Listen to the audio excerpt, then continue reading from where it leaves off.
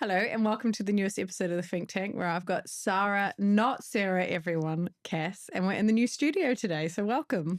Thank you. So for those who are listening or watching that don't know you, do you want to describe what your job title is at the moment and who you work for? I'm the Chief Risk and Compliance Officer at IFX Payments in London. Which is one of the loveliest companies in the entire world.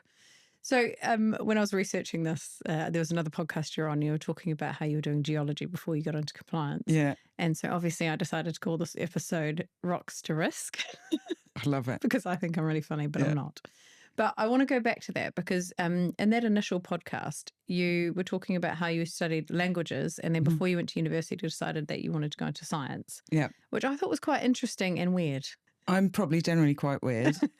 And I think I've never really liked being told what to do. And I think languages at A-level, so I did French, German, Spanish and physics at A-level. Yeah, okay. And bit nerdy. Yeah, a bit nerdy. Yeah. And I think everyone it was assumed that I was going to go to university and do languages. And I think I just really didn't like that. I was like, I'm not doing what you doing what you tell me. Yeah. You know, big fan of Rage Against the Machine. Listen to that it just popped into my head. So I remember looking at loads of different science courses because I only had one science at A-level and I didn't want to have to do a foundation year. Fair. So there was I can't remember if I spoke about this one before, there was this really cool sounding fire science course at Leeds, which was all about like fire investigations. So I did think about that one for a bit. But then where I grew up, there's lots of quarries and it's the Somerset coalfield. So I did like mining and, you know, rocks. A lot of Kiwis do geology. There's a lot. I grew up around caves, so I'm with you. I would have, if I had the brains for it. Do you go caving? Yeah. Well, I used to. I'm a grown up now, so I'm too scared to do actual like abseiling. But I would do abseiling. I wouldn't do caving like underground. Oh yeah, they're trapped. Yeah, yeah. Ask my friends and family. Yeah, we did loads of caving as kids. But you're smaller as a kid, so you fit more places. Still, it's the whole being controlled thing again, I think. Trapped in a little space. You realise that risk is pretty controlled, right? Yeah. Okay, so you did geology and you went through that and then you got your first job. It was in a financial services firm, wasn't it? No. First job, because I did geology, which I absolutely loved. Yeah. And I went and did a graduate management trainee scheme for a bricks and aggregates company. What's an aggregate? What do you mean by bricks and aggregates company? Aggregates, if you're making a fancy path in your garden or something and you go and buy those bags of pebbles or like stone for your driveway. So that's aggregates, bagged aggregates. And why did they need a geologist for that? Because they made the bricks. So you've got to get all your raw materials, get the clay, make the bricks. Okay. Did you like it? Yeah. Yeah, I did. If you're not watching, you should have seen the smile. No, I did. I got to go all around the countries to their different sites. Yeah, okay. That was really fun. Yeah. And because it was a graduate program, I got to do time in lots of different departments. Oh, that is cool. And I got to do brick sales. And you got to go around with this, to be fair, a really heavy briefcase, but it had all like tiny bricks in it, all the like sample bricks. Oh. And you just go around with your briefcase of bricks. You're not sounding cool, right? Oh, it was so much fun. But there were some things about that, because it was my first job. Yeah. I didn't know. And I was travelling around, driving around in my little car to different sites across the country. So builder people, like tough, gruff men that you were trying to sell to? No, on the brick sales, it was normally to like posh architects in London or something who were building because they needed the specific like London brick. Okay. Driving around the sites, you know, they're quarrying in their factories and stuff. Yeah. But they usually had they had nice canteens where you get like a really good cup of tea. You don't have canteens anymore. No, you don't. It's really underrated. Yeah. You could smoke then inside, which is really bad for your health and nobody should ever do that. No, don't. But, disclaimer, but also. Yeah, that's quite nice. But yeah, expenses. I didn't know that expenses existed. It was my first job, so I had no money. I didn't have a credit card because I didn't want to ever be in debt. Yeah. So I stayed in some absolute holes because I had to find like the cheapest place that I could stay in. Oh, like regional town, like rubbish hotels are rubbish hotels, but regional town rubbish hotels are like sticky. Yeah. Yeah, sticky places. And I used to put it in the back of the car because they hadn't told me that you get money for food. Oh. So I used to get you know, that like German bread from Lidl's, because it keeps. Yeah. And like some carrots and some sardines and a bag of oranges in the back of the car. Just sit in my hotel room. Incredibly healthy option. I would have gone like biscuits, crisps. Yeah, but if you have biscuits and crisps, it's one packet, one portion. You can eat the whole lot. So you need to have something that's she was strategic even back in the day. Yeah. Okay, I get it. And then a few months in, I found out that you get money for food. So that was amazing. You should have like backdated and be like, look, guys, I've spent a lot of money on bread. I had the most amazing breakfast. I stayed in an okay hotel and I had breakfast. And I had this massive, I can remember it, I had a massive plate of scrambled eggs. It's Cass's wedding day. Oh my God. I was like, this is incredible. Yeah. It was really good. Okay. And so when did you decide that you had other interests and you wanted to go do something else? Well, I did that for a year. And then the next job was also, I still wanted to do geology, geotechnical engineering. That was fun in a different way. So that was outside and drilling cores, and got to go in the London Underground and the bits that people don't see. So that was pretty cool. Yeah. I bet you still think about it now when you're down there. Yeah, I do. Yeah. That was really cool. Really liked it. The pay was terrible. Yeah. And then I think I can't remember if I'd met my husband then or whatever. Like I wanted to do geology, but be in London. Yeah. Which is a bit tricky. There's not that, you know. Yeah, it's not renowned for its or exploration. Yeah. And I did get offered a job to go on an onshore rig. They wanted a geologist that they could train to be a driller because they were having trouble with the drillers there. They didn't trust what the drillers were saying about the depth of their samples. Right, so they wanted to train a geologist to be a driller. To be able to see that. Yeah. And I was like, it would have been really cool. That'd be incredible. But I just met Dave. So it's like, life crossroads. And he was in the army. So it's like, if we're both away all the time. Still though, that would have been like. It would have been really cool. I had proper like Armageddon style. Yeah. So then I accidentally went into financial services. Accidentally went into WorldFirst. Yeah. Accidentally. And that was like, what happened I don't think you mind me saying, it was a fairly juniorish kind of role when you went in there. Yeah. And so what level were you when you came in and how big was it then? Because it's a behemoth now, but. So I think I was number 17, but a couple of people had left. So like 15 or so people at the time. I was, I think, operations analyst, I can't actually remember the title, something like that. And so it's back office-y kind of like. Yeah, it was super fun. It was before faster payments. So faxes, you'd fax payments, like all the money would be in by 12 o'clock.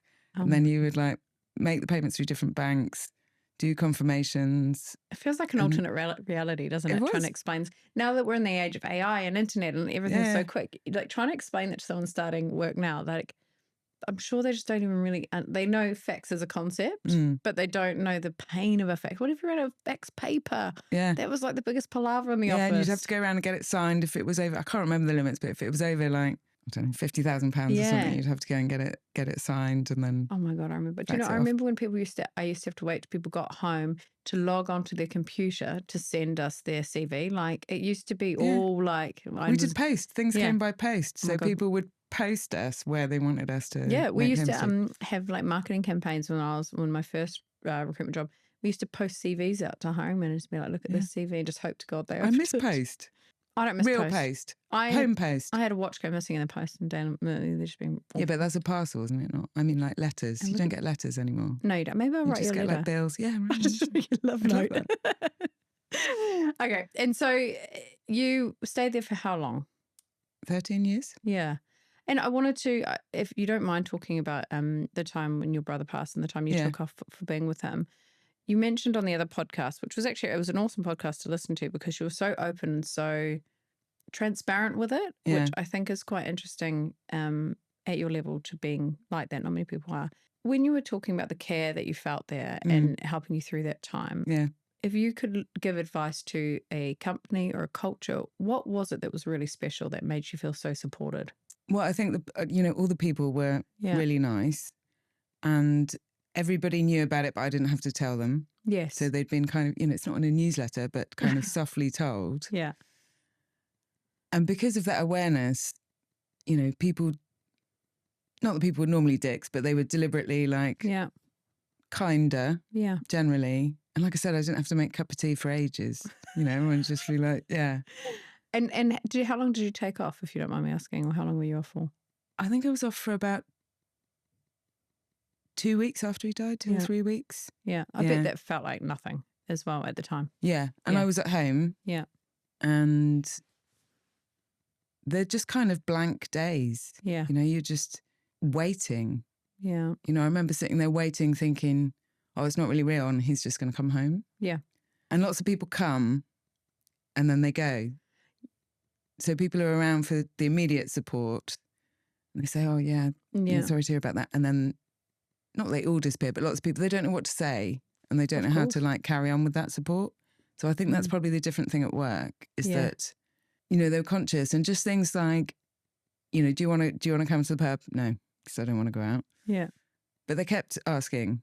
Yes. And the next week, and however many times you said no, to make sure, that you're kind of okay. With any kind of like a life event or something like that, I have always thought it must be harder during the mundane parts of life where it kind of hits you that they're not there. And that is when the masses have gone and the meals have stopped being cooked and, just a bit of day-to-day kindness is probably... Yeah, and it is I think the hard stuff is, well, I've just said how much I like post, but when you're getting like chases from... Yeah. Their bank statement or something, you have all this admin that you have to do in a moment that's hideous. And it's always so urgent, isn't it? Yeah. It's like, can it not just wait a little while for me to wrap my head around the fact that this has even happened? Yeah. Yeah. And I remember there was an article in the paper, just the local paper at home. Yeah. And that was really upsetting. And I always think about that when people write, they don't know him. They're writing this story. And there wasn't a lot in it, but just the words that they were using to describe it. But I always think, what's the effing need of it? Like, I see, when someone passes in the paper or they go missing or a car accident or something that's happened, I'm like, why do the public need to know? Yeah. Why do you need to publish this and torture the family and it was only in our our local paper, so it didn't have a huge readership. But that's not the point, right? Like, what was... But that's not the point of what you're saying exactly. And why? What was the point? What were they getting out of it? Yeah. Anyway, we've gone a whole tangent about that. Yeah. So... Okay, so you stayed there for the 13 years. Do you think part of it was because of it must have been because of the culture, but how did you kind of start progressing from operations and start getting all these opportunities? Because if you look at your LinkedIn, it looks like you were a bit of a superstar and you just kept going. Oh, my LinkedIn's just, whatever. Don't say that to a recruiter. That's our lifeblood. I'm not, I don't update it. I don't kind of do it properly. It's on the list. I will do it probably at some point. I think because I joined when it was a small firm. Yeah. I'm going to go off into regulation now, PSD1. Mm-hmm. If it's a small and growing firm, there are new jobs that come up and things that need to be done. So you've got more opportunity to kind of move around. Yeah. So I think that was the really positive thing. You can find what you're good at and just do a bit more of that. And so PSD1 came in and then we also got a MiFID license. So there were different products and then we were cool, though. expanding around the world. So there were lots and lots of different things. And I got the opportunity to do loads of projects there. I do wonder if you realised at the time how lucky you were, like doing all those regulations in a newer, smaller organisation, like people would bite their hand off now to be part of that. Yeah. No, you don't. Of course you don't. No. It's just, job. Yeah, it's just a job. It's not geology and I don't know. It's pretty fun. So but I never gave up, and that was also the thing. Yeah. So obviously after 13 years, I admitted that I probably wasn't going to go back to geology. But all the way through, I was like, I'm only doing this for, a bit. It is funny though, when I have people interviewing who don't really want the job, they're always the one that do the best because they're so relaxed. So I guess it's kind of like, I'll help you with method, don't worry about it. Yeah. No, and I did really like operations. Yeah. And there are all sorts of things then. Because look, everything was new. Yeah. So you went from paper and faxing to online and then to Swift connections and faster payments. And there was constantly something new coming in. So you had to work out how to put all that together. But how did you work that out? Like, I'm always curious about people who on the job upskill in such a huge way. Don't get a big head. Yeah. I haven't actually got any skills. Don't tell anyone. Just like faking it still. I don't know what I'm doing. But how did you, were you doing courses, conferences? Did you have a mentor or was it really like bootstrap? I did go to one conference in which I didn't learn anything, and everyone just seemed to be there. I remember being really annoyed because it was like my first conference, and I was really excited about going and some of them talking about regulations. And then I got there and everyone was just there on the piss. Oh no. And I mean, that's fun, but I remember being quite disappointed. Yeah. So I learned lots of, people with experience that came in. Yeah. And just talk to people about what they do. And also I'm really nosy. I want to know how it works. Yes. So someone comes in and it's that, I want, and I'll keep asking, how does that bit work? How does that bit work? What happens then? I wonder if that's your sciencey kind of brain coming through. I think it's maybe, I don't think I really have a sciencey brain. Really? Yeah, I think I've just got a general brain. And it's the nosy thing. Yeah, but when I am hiring for people, for you included, you said when we were hiring for you this year. Oh God, here we go. You said, Jess, you're so amazing at recruitment. Did I? Yeah, I'm sure. That's how you started it. Yeah. But you said you wanted curiosity. Yeah. You wanted someone who just says the so what and the how and let me have a look at that. Yeah. And it is, there's not a lot of things I think you can't teach, but that's one of the things I think you can't really teach. I think it's natural to the person. Some people can develop it, but almost every leader I see has a curiosity about them that is innate. And it could be bad sometimes. I want it to be better, like all the time. Perfect or better? No, just better. Okay. I don't think anything's ever going to be perfect. Yeah. But, if you can make it a little bit better. 1% rule, right? Yeah. Yeah, it's all the hustle culture Yeah. influencers tell us. Yeah. Okay. And so for those who haven't stalked your LinkedIn as much as I have, you rose to compliance director. Is that SMF 16 equivalent? No. Well, yes, because it was an e-money firm. Yeah. So equivalent there. Yeah. What are they called? E-money individual. Yeah, they don't have like a sexy spy-like name, do they? Names, no. And it's not public on the register. Yeah. See, I have always thought that I just didn't have the knowledge for this. And I was talking to someone about it the other day. I was like, why is it SMF 16 like the CIA sounding name? And then you guys just get called head of compliance. We'll start a campaign. Yeah. So between operations fax nerd and compliance director, was there a job in between that you think was really formative in those 13 years? I think the first role I did in compliance, because up until then, I didn't really care about compliance, to be honest. Operations is much more fun. You're doing stuff. Making stuff happen. Yeah. And compliance was just kind of seemed a bit boring. Back then it was probably a bit it was boring. Nobody cared. Yeah, before the hurricane. kind of financial crisis in Iceland and all that. And I did a project looking at false positives on the transaction monitoring system. Okay. Which was built in-house. Really? Yeah. Okay. Not by me, by super clever people. I didn't think you'd done it. But yeah, looking at why, we were getting too many for the volume of transactions. And that was really fun. But that really is deep into your curiosity, why. Yeah, I also think those systems are quite interesting. Yeah. Okay. And so when you're doing all that stuff, were you still part of a big team, small team? So that was actually after maternity leave. So I was in operations, went on maternity leave, came back and did this project in compliance. That's cool. Yeah. Let's talk about that for a minute. Okay. Because most women, not most, that's very generalist. Some women go on maternity leave and think, I'm just going to go back to what I was doing. It's all a bit much. You decided, I'm going to try something different. Well, they said, look, do you want to have a go? You can come back and do what you were doing before. Yeah. Or there's this project in compliance. Do you want to have a go at that? Yeah, and then you were like, hell yeah, and I'm just going to boss it so bad that I become the compliance director. There were a few, other years and steps in between that. But and that was the switch to compliance. Okay. So I was like, actually, I quite like this. And I think quite good at it. I think we were probably about 8 then. Yeah. In compliance. And what were the years in between that project and becoming the big dog? I still think I'm like medium dog. Okay, medium-sized dog at WorldFirst. How many years was it for that growth from starting compliance into compliance director? So it's on my LinkedIn. Should we say 5? 5, yeah, 5 sounds about right. 5, yeah. Okay, and another curiosity of mine, sorry, this is why I get people on the podcast, so I can just pester them with my curiosities, is when you develop into the leader of a firm that you have grown up in, but a lot of the times people feel like they have to leave to get the credibility elsewhere. Because you're still the junior or you're still Cass who was working in operations. How did you manage that? Internally? Yeah. Well, externally, if there was a problem externally, but... I don't think there was, but maybe there was. I don't know. Internally, the thing is there were lots of people there that had done the same thing in the different areas. So Right. there were lots of people that had been there a long time, come in Yeah. junior, and then they were the Yeah. head of sales, whatever. So I don't think it was unusual in the firm. Culturally, it was just expected, yeah. Yeah, and I just don't think, believe it or not, I can be quite mouthy. So I don't think it was ever really, didn't need to justify it. Yeah, yeah. But I remember being very conscious when people came in, there's definitely a perception that because you've been there ages and you haven't worked anywhere else, you don't know anything. Oh, I hate from that. people coming in externally from other companies, Yeah, as it grows.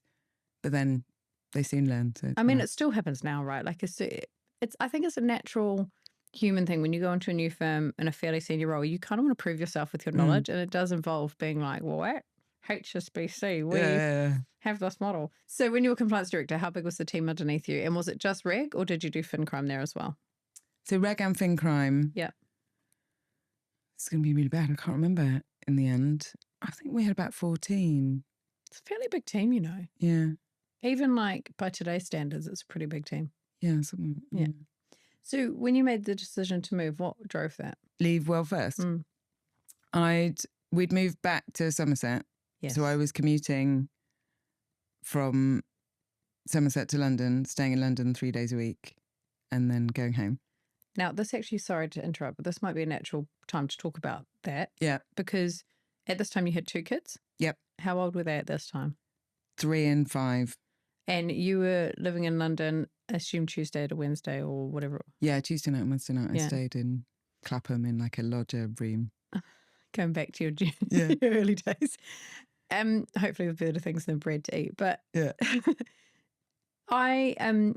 It's a delicate thing for me to talk about this with mothers because I find myself not asking men about it as much about their travel and things like this. But I'm always curious about the decision and how that came about and how it was perceived by you and the people around you, because it is unusual for the mum to work away. Yeah. Well, first it was unusual for WorldFirst to agree to let you work from home during those days. Yeah. So how did you pitch that? I had an amazing boss who basically was like, go for it. She made it happen. We don't want to lose you, so you can do what you want.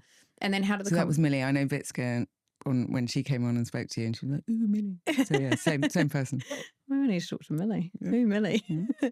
So Millie said that's okay, and it worked out for a little bit of time for you, and you'd moved down there. So I did about a year. Yeah. Yeah. And how did the conversation happen with your husband? Because he was working in banking as well, wasn't he? Yeah. It's always we're both from the same part of the country, so we were always going to move back there. But it was always, let's do 2 more years in London, 2 more years. Yeah.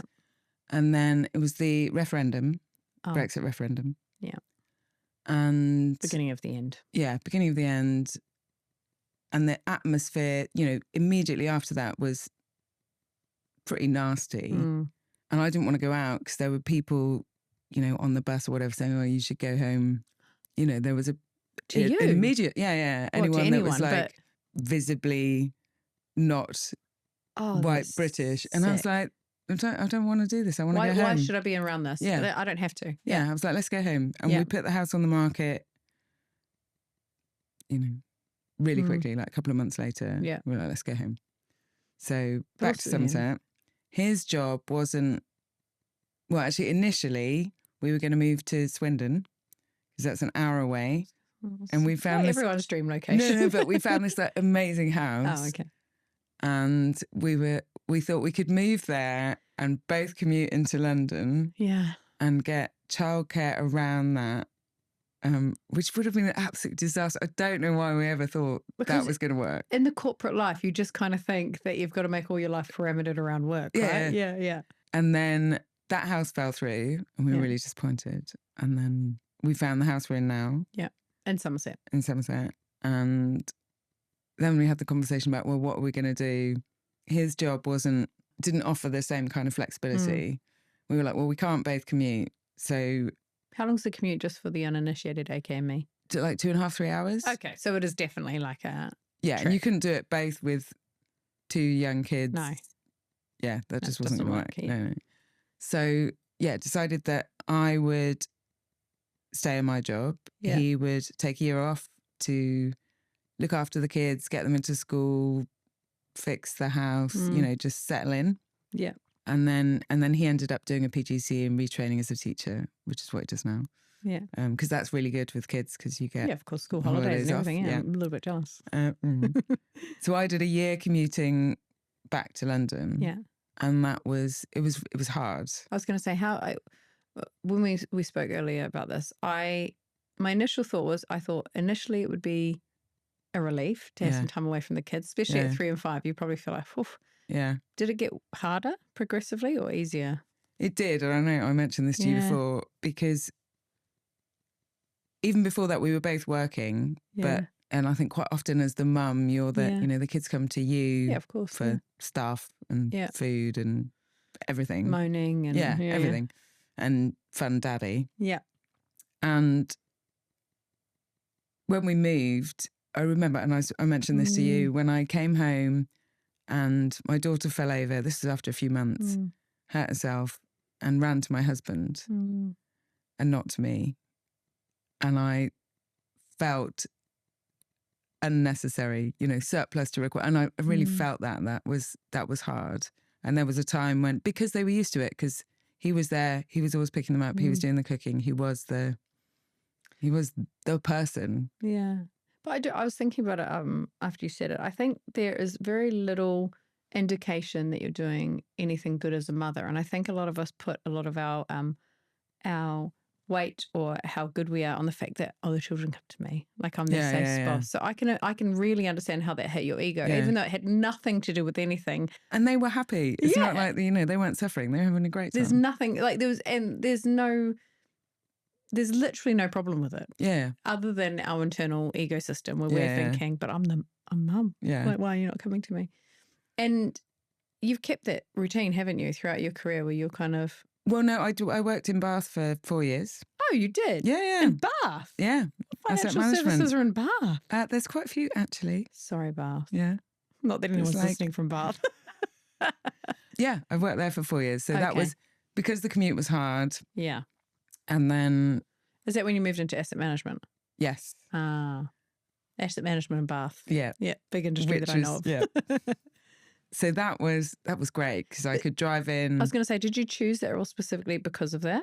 Was that a big driver? Yeah. Yeah. Because you were there for like 4 or 5 years at the next bank. Yeah. See, I do look at your LinkedIn. Yeah. And that was, I could drive in, I'd go home every night, leave work at, 5:30. Did you secretly miss some of the quiet nights by yourself? You can tell me. I can't, but I probably did. Like, I can't really. I think I'm talking it from the perspective that I've got the 2 nightmare 2 and 4 year olds you've got at the that moment age. where I'm like, I love it. But then I did more stuff. Yeah.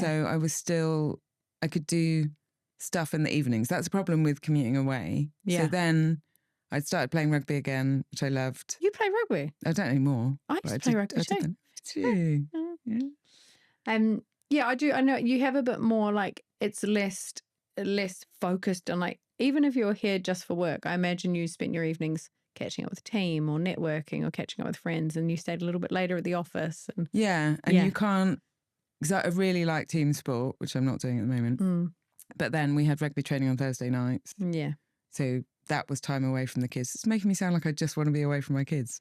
I wouldn't blame you. But, I had Thursday nights away and did orchestra as well on Saturdays. That was really fun. It's incredibly healthy to have these things. And I think in motherhood and career, you feel like, and I might be speaking from a personal perspective, I feel like I give so much of myself to my job that what little there's left over, I owe it to the kids to be there for them. Yeah. But I'm less well-rounded for it. I mean, I've started doing more now that they're getting older, but I it has to be said, and it's nothing against men, but there's a lot of men that play golf and you have a few hobbies and stuff.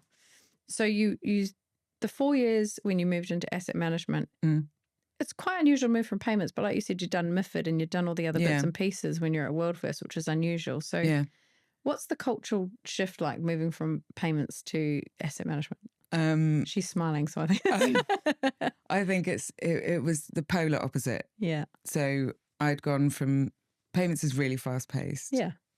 I don't think you can do it in a slow manner. No.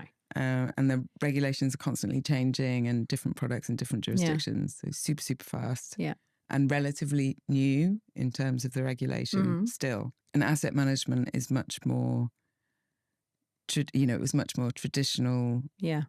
older environment, old school environment, lots of paper files. The type of person that works in an asset management firm versus, we're not going to generalize here, but works at a payments firm, even the front office teams or the sales teams they don't usually swap. They either work in asset management or they work in payments. Yeah. And so how big was the team that you moved into there? We were only 8 people. Really total small. Company size or back office? No, total. Or 10. I'm just trying to count now. Yeah. Yeah. What would you say, like in compliance and regulation, financial crime, the main differences between them, other than the newness of the regulation, is the way that they enact it or interpret it different? From my perspective, asset management, it's unfair to say they don't take it seriously, but we don't get as half as many jobs in asset management as we see in banking and fintech. Would that ring true for you, that it's not as intense? I think it's not, yeah. Because everything's slower. Yeah. Investment decisions are it's much more measured and slower paced. You don't have as many, you're not generally not trying to do loads and loads of different products. Yeah. I don't think it has to be as fast. But I would say they definitely knew what the regulations were and would, compliance was a given. Of course. There's no kind of fight. You're doing that first. But it's also fairly vanilla, right? Like they're not. Yeah. Anyway. And so you stay there for 4 years. Yeah. Sounds like it was more of a personal life, family decision to stay there for that long. Yeah. And also, it was a different industry. It was good learning about different things. But ultimately, I think I wanted it to be a bit faster. Okay. And then you moved into, I don't know how I worked for a trade repository. Yeah. Registrar. Super fast. Yeah. Different. Very different. Very Lux focused. Role? Yeah. Luxembourg was the main head office, and we had a small team in London. And that was actually a Brexit benefit job because they had to have a UK entity after Brexit. Oh yes, yeah. At least one good thing came out of Brexit. Yeah. And what was that like? Because the people that I know that work with Luxembourg say it's like working with a different world. Just the pace and the way they expect things and the culture. Did you find that? No, not really. Yeah. Like that. So we worked with Luxembourg and Madrid. Oh, wow. Contrasting. Because that's where the company, that's where everyone was. We were part of a bigger group, a Spanish group. Yeah. And a Swiss group. So, I mainly just spoke to the people in London and a few people in Luxembourg online. Just when you had to. No, it was very much, the talking about technical schemas of EMIR regulation. So it was just one regulation, really. You didn't stay there for as long as you usually do in places? No. Well, did someone approach you about IFX? Or? Yes. Yes. Okay. And I said, no way am I going back to payments and FX. Why? Because it's so fast and there's so much. It's so intense, yeah. Yeah. And I was like, no, I'm not doing that. And then they were like, IFX is actually, like, you should meet them. They're really good. They are really good, okay. Yeah. And I bet you met, so Will's the CEO and he is just not what you think a CEO would ever be, but he is just so, you couldn't say no to him, could you? I don't think. No. Yeah, I remember I had the first chat. I think I was on holiday. Yeah. And it was really hot in France. And I had my son's like DPM headphones that he uses for gaming on this call. And I just remember sitting there just sweating, thinking, oh my God, this is never going to go anywhere. And then went for the real life interview in London. Yeah. And I brought my mum with me because we were going to London for the day. Because I was like, it's only an hour. So you can look around John Lewis. Yeah. And then we'll and go to some museums and look at some art. Yeah. She likes art. And it went on for a lot longer than an hour. I think she'd done all of John Lewis. And, top to bottom. I remember coming out of the interview and she's like, how'd it go? And I was like, I really want this job. But I said shit 5 times in the interview. That's probably why you got the job, I reckon. Well, a lot of other things. Why did you like it? Because actually, let's talk about something actionable that someone could take away from this. When you're interviewing in a new firm as the senior leader, what are the things that you really poke on, that you really want to know? Strategic plans for growth. I know that sounds like such a boring thing, but what are you doing? Do you want to grow? Do you want more products? Do you want new markets, or do you just want to kind of stay where you are? Stay alive, yeah. What's the senior management team like? What's the level of challenge and discussion. And you who don't are you want to be interested siloed. in? Like when you're talking about the senior management team, are you talking like the board and the C-suite, or are you talking about like the head of sales and everyone in between? Everyone. Yeah. I want to know, especially from a compliance perspective. Yeah.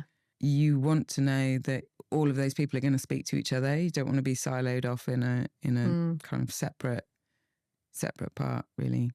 Has there ever been a time where you kicked yourself for not asking a question, or you've thought, oh, really, like, not that you tripped up in the interview, or you just didn't have the chance to ask it, but you just think I should be asking that a lot more? No, there probably are loads of questions that I should have asked at various different points over time. Well, I can't think of a specific one, but I normally just ask it afterwards. Yeah, okay, fine. And so you went to IFX. Was it the culture, or was it the product, or was it a bit of a mix that really made you go, yep? In that interview that you made your mum live in John Lewis for? Yeah. I think it was a bit of a mix, but really culture. Yeah. The way they could talk about everything and the whole company, and compliance as part of that, and growth, and just, the vibe. You walk around the office. It is. No, but long live the face-to-face meeting. Yeah. Like you do it for your second stage or third stage or second stages. But and I don't mind a first stage teams. I think that's actually quite respectful for everyone involved. Yeah. But if a client won't have someone in the office, I'm like, I wouldn't take a job that I'd never been to. Yeah. Unless it was fully remote. But because even your guys' offices, all people would be surprised to hear, but it's completely open plan. Yeah. And like you and all the other heads are just floating about willy-nilly. Yeah. We've actually got a new seating rotor. Do you? Because we've run out of space. Oh. So this week, in fact, we've got a new rotor with the number of desks per teams each day. I don't have a desk, technically. You should ask for in the rotor like a big glass office. Loom over everyone. We just float around, and because there's generally a desk free somewhere. Yeah. So you can just sit wherever. But okay. So I am a mid-level compliance person. And I, for some silly reason, want to be a head of compliance or an MLRO. Yeah. What do you think I should be really thinking about right now? Becoming a consultant and not becoming a head of compliance. Oh, there's a little soundbite. Explain that a little bit more. No, I think it's quite hard. Yeah. Sometimes, like it's very broad.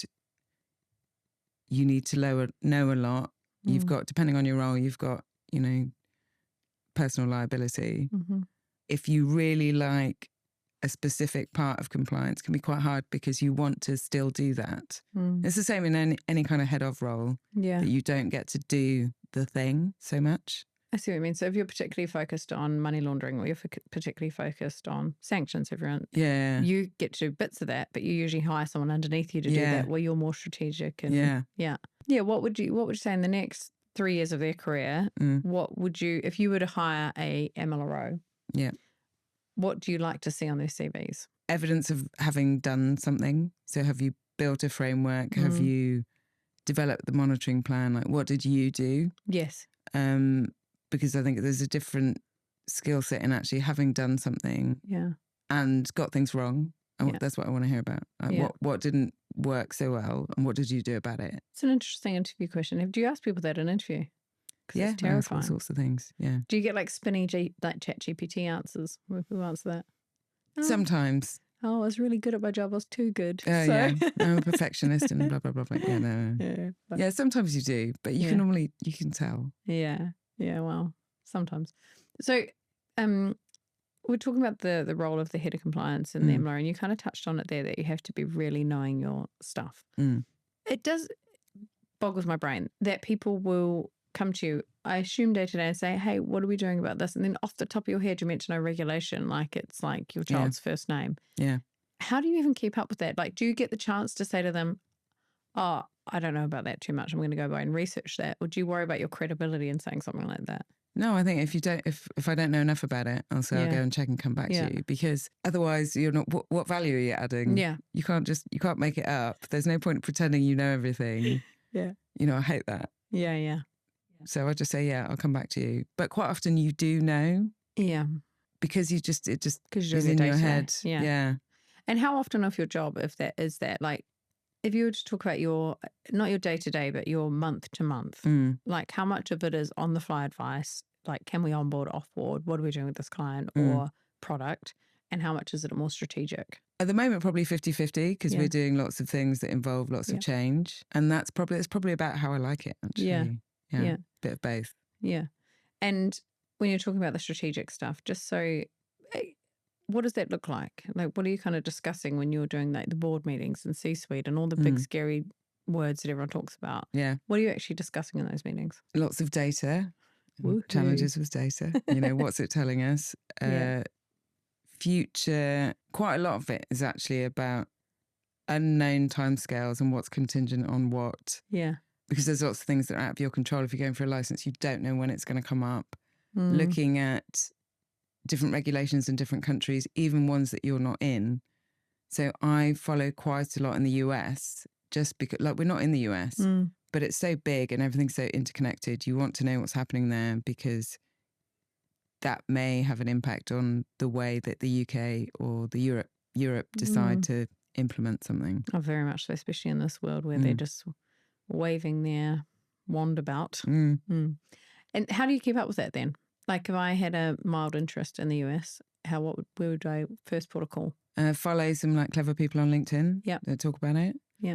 I subscribe to some US newspapers that I read on my phone. Okay. And podcasts. Podcasts. The specific podcasts for all your US regulation. Okay. So we've talked about your career, talked about all that kind of stuff. I'm interested in what you kind of see for the future. Hopefully you stay at IFX for the rest of your life. But how do you see your job?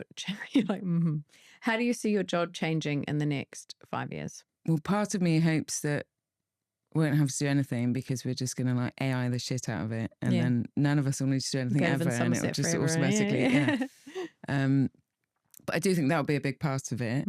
Using those tools. And because I'm studying as well at the moment. Oh, what are you studying? Cybercrime. You're studying cybercrime? Yeah, but I've only got 1 more year left. Sorry. Stuff the last question about 5 years. I don't care. I want to know about cybercrime. Where are you studying? What are you kind of studying? So I'm doing a master's, a distance learning master's. In cybercrime. That's so cool. So it's really interesting and scary. Yeah, it is. It is really scary. So and what made you decide to do that and when did you start? Started a year ago. I wanted to do, like, I'm always banging on about fraud and online scams and things like that. And I saw an article that you were talking about how it's a behavioural and stuff. It was really interesting. Yeah, I was interested in that. I am interested in regulation. Yeah. And because so much of it is global, I just wanted to know more about how all those things fit together. And when you're talking about cybercrime, is it like dark web or is it like online banking scams or the whole gambit? The whole lot. Wow. What's something that I wouldn't realise? Like what's a barbecue fact that you drop? Oh, you put me on the spot now. Does it have to be cybercrime related? No. Can I tell you the badger one? Yes, tell the badger one. I've already told you it though, haven't I? Yeah, but then I went into a deep dive investigation myself. Do tell people because I think it sounds sci-fi. Okay, so badgers. This is going to be the clip on LinkedIn. Are so cool. They can delay their pregnancy so that they have their babies at the same time every year when there's food available called embryonic diapause. And I only learnt this a few months ago and it blew my mind. Well, do you know, in my research, they said that humans have an ability to kind of do it. We delay our ovulation sometimes based on stress factors. So but not to the same way as badgers. Not as cool as badger. But there's very few things that are as cool as badger. No, just newfound respect. Newfound respect. Would I delay my pregnancy? I don't know. Probably for a summer baby. Anyway, back to cybercrime. Yeah, sorry. That is a good fact. So back to cybercrime. But is there any that is ever evolving, right? With the AI, like I was watched this thing about, this is a really grim fact about posting your children on social media and how there's been 20,000 images uploaded a day on this website where they have AI technology that removes the clothing of the children, and it's just this disgusting cesspool of a place. Is there things like that that are really, as a mother, as a person, as anyone, that you just think, oh my God? Yeah, all the time. Yeah. Is there anything that people can do? Like now that you're doing your master's in it, what advice would you give someone around cybercrime? What measures do you take yourself? Don't use the internet. Don't use the internet. You just They reckon landline phones should come back, and I agree with it. So do I. Yeah. Yeah. I just don't answer if I don't want to speak to someone and pretend that I'm not home. Great. No, not really. Not. I think, not posting or just being aware of what you're posting. Because in reality, quite often there will be an image of you posted. Like if you're in an event, maybe you're in the background. So it's probably out there already anyway. I think it's just being aware and just be careful when you're shopping online. I think that would be I went to an event. This was years and years ago in my youth. And it was on financial crime. I can't remember what it was on, but he said, who here is logged into the building Wi-Fi? And we all were. And he goes, and he just popped a message up on our phones. Yeah. And it scared the shit out of me. I was like, what? And he's like, that is the easiest thing in the world to do. You just don't even know what people are looking at on your phone or doing whatever. As you're studying the cybercrime, is it informing the decisions you're making as a MLRO head of compliance? Is, because there are some things that we're doing, and I really, when we look at our TM rules and things like that and the data that we've got, I really want to be able to use some of that differently. Yeah. Like do use that better, which is what we're looking at now. In what way? What do you mean by that? I think we can overlay our own rules using the data that we have on top of all the systems that we've got already in potentially a better way. Yeah.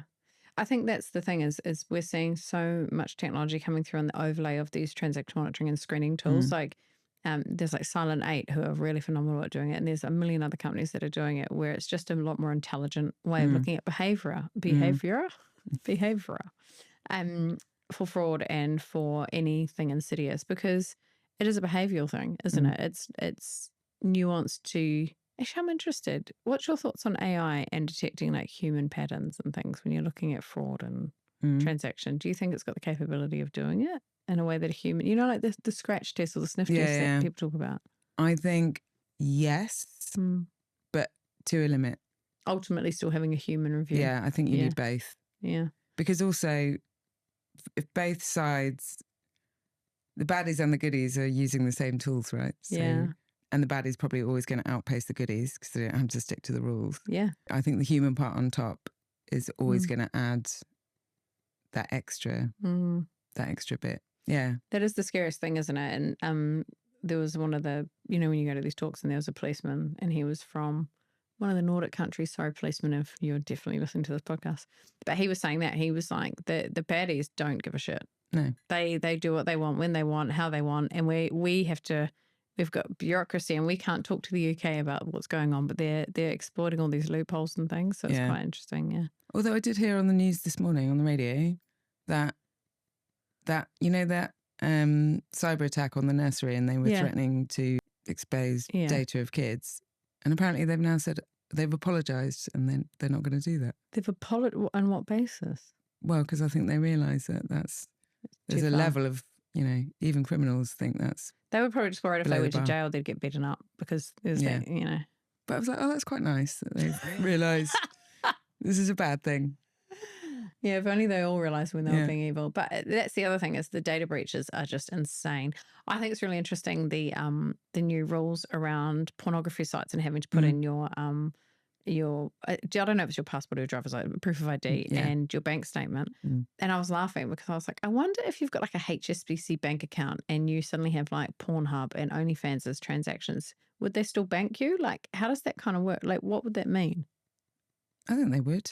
Do you think? Yeah. Because then you got to apply for your mortgage and you've got like... Yeah, but it's money, isn't it? But sorry, my point on that was, if I was a hacker, that's exactly where I'd be trying to hack. Yeah. So I could expose everyone's like dirty thoughts and not dirty, that seems, but think very private thoughts that you don't want auth viewing, I suppose. Is that what you're worried about, Jess? Yeah. So I just haven't signed up. I've decided to forgo it. But I do think as a teenager or as a young person, your digital footprint has been there since you were born. And that is incredibly scary. And if that's like, how do they sign up to these things? I don't know. I think it's doing its job where people are not signing up to these sorts of sites for the fear of being exposed more than the fear of having to sign up with their details. Yeah. I still think there are ways around everything. I'm just an old lady who doesn't understand IP addresses, aren't I? If you want to find things or do bad things, there's always a way to do it. This is where she reveals she's the evil genius. Wow. Okay. All right. Well, that kind of concludes the end of our chat, but I really, really, really appreciate you coming on. It's quite an interesting conversation. If anyone wants to reach you, can they add you on LinkedIn? Yeah, absolutely. Yeah, cool. And if anyone wants to recruit, come through me. Okay. Thanks. Bye.